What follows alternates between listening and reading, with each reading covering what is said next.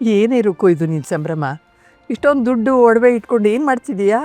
ಮದುವೆ ಅಂದಮೇಲೆ ಇದೆಲ್ಲ ಇದ್ದಿದೆ ಅಲ್ವಾ ಅಮ್ಮ, ಕೊಡೋದು ತಗೊಳ್ಳೋದು ಎಲ್ಲ ನೋಡ್ಕೊಳ್ಬೇಕಲ್ಲ. ಏನೇ ಒಳ್ಳೆ ಹಳೆ ಮುದುಕಿ ಥರ ಮಾತಾಡ್ತೀಯಾ? ಜವಾಬ್ದಾರಿ ಅಮ್ಮ, ಜವಾಬ್ದಾರಿ. ನನ್ನ ಬೆನ್ನು ಬಾಗೋಗಿದೆ, ನೋಡು ಬೇಕಾದ್ರೆ.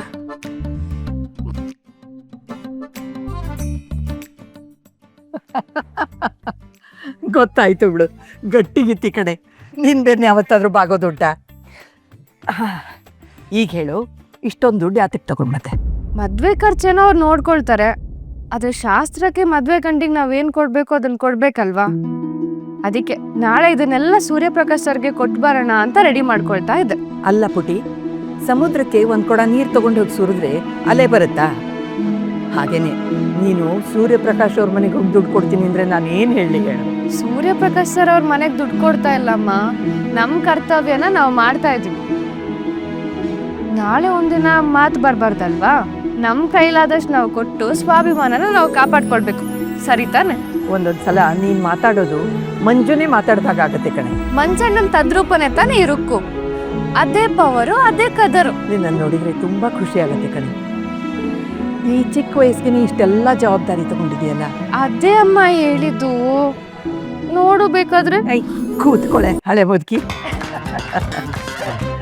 ಹೌದು, ನೀನು ಕೊಡೋ ದುಡ್ಡನ್ನ ಅವ್ರು ಇಸ್ಕೋತಾರ? ಕೊಡೋದು ನಮ್ಮ ಕರ್ತವ್ಯ, ತಗೊಳ್ಳೋದು ಅವ್ರ ಧರ್ಮ. ಒಳ್ಳೆ ಮನುಷ್ಯರು ಒಳ್ಳೆ ಉದ್ದೇಶನ ಬೇಗ ಅರ್ಥ ಮಾಡ್ಕೊಳ್ತಾರೆ. ಸೂರ್ಯ ಅಣ್ಣ,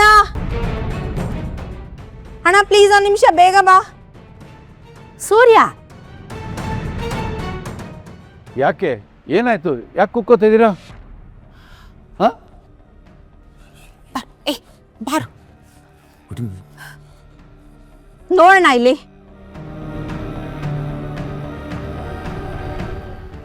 ನೋಡು, ಇದ್ರ ಬಗ್ಗೆ ಏನಪ್ಪ ಹೇಳ್ತೀಯ ಸೂರ್ಯ? ಈಗೇನಾಯ್ತು?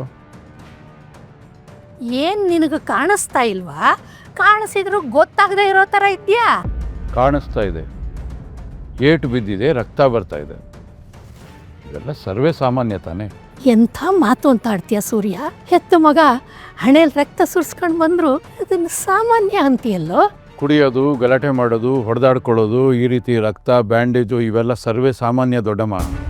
ನಿನಗಿದು ಹೊಸದಷ್ಟೇ, ನಾವು ಅನುಭವಿಸ್ತಾನೇ ಇರ್ತೀವಿ. ಅಣ್ಣ, ಅವನ್ ಗಲಾಟೆ ಮಾಡ್ಕೊಂಡು ಆಗಿರೋದಲ್ಲ ಇದು, ಅವನ ಮೇಲೆ ಹಲ್ಲೆ ನಡೆದಿರೋದು.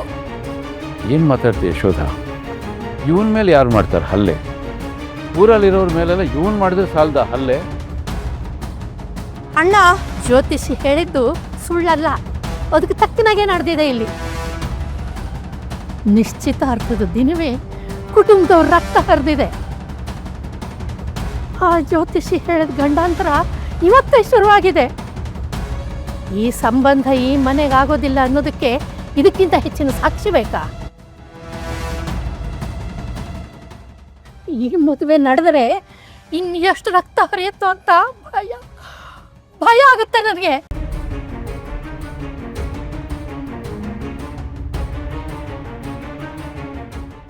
ಅಮ್ಮ, ಈ ಹುಡುಗಿ ಆ ಹುಡುಗನ ಮನೆಗೆ ಮದುವೆ ಆಗಿ ಹೋದ್ರೆ ಹೋದ ಮನೇಲಿ ಸಾವು ಖಚಿತ.